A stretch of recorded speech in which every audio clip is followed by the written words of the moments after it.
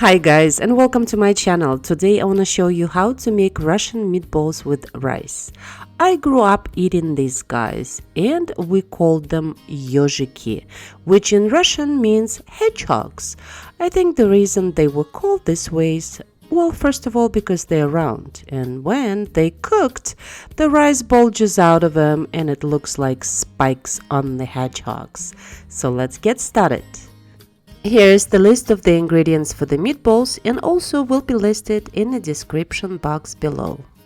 You will need 3 pounds of lean ground beef, a cup and a half of cooked rice, and I'm using just the leftover rice I had in my fridge.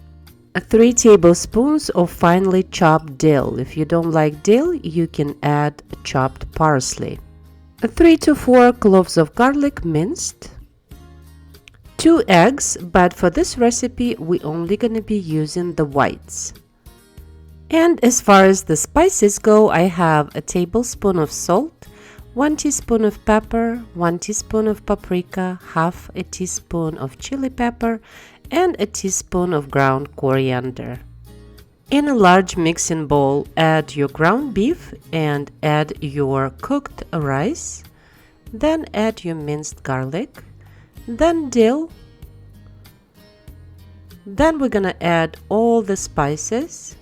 Please notice that in this recipe I'm only using the egg whites. The whole egg usually used in the meatball recipe as a binding agent because the egg yolk serves as a binding agent, but since we have the cooked rice which already has starch in it, we only gonna use the egg whites. That's gonna make our meatballs softer. Then put your gloves on and mix everything until all the ingredients are combined. Then we need to cover our meatball mixture and let it refrigerate for about 10 minutes. In the meantime, we're gonna prepare the sauce, and here are the ingredients for the sauce, and also will be listed in the description box below. I have 6, maybe 7 Roma tomatoes, but you can use any tomatoes you like. I also have 1 large onion, 1 large carrot that we're gonna shred, 3 tablespoons of olive oil, and I have some salt, pepper. You could use dry or fresh herbs, and 1 teaspoon of sugar to balance the acid in the sauce. Let's do some prep work before we start making our sauce. So I have 1 large onion here, which I'm gonna dice into cubes. Always have your knife sharp for dicing and slicing the vegetables because, as you know, the sharp knife is a safe knife.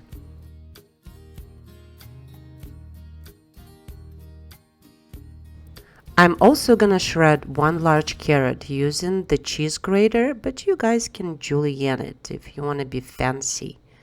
And here's the deal about tomatoes. I'm gonna puree them the old-fashioned way. You probably didn't know that side of your cheese grater existed, that sharp and spiky side that actually can damage your fingers. But that's the side that's gonna take the skins of the tomatoes completely off. And the result is 3 cups of pure tomato puree.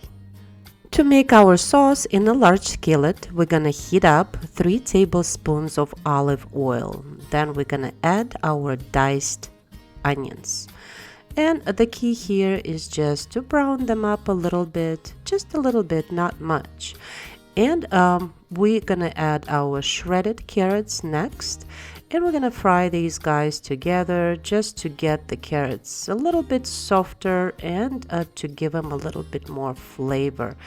And at this point, we're gonna add all our spices. You know, the spices react much better in the oily environment.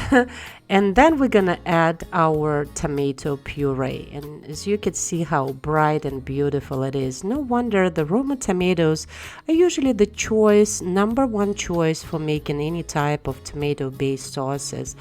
We need to cook it down for maybe 5 minutes so the tomatoes are no longer raw. And that's about it. We're ready to make our dish, and for that I'm gonna use that dish, which is kind of a bacon dish, or I should say with the high borders, and I'm just gonna place a little bit of that tomato sauce on the bottom of that bacon dish, and I'm gonna portion out my meatballs using the ice cream scoop. And I believe this is a medium-sized ice cream scoop that will make you a golf ball size meatballs. I like the size, this size, because they're not too big and they're not too little.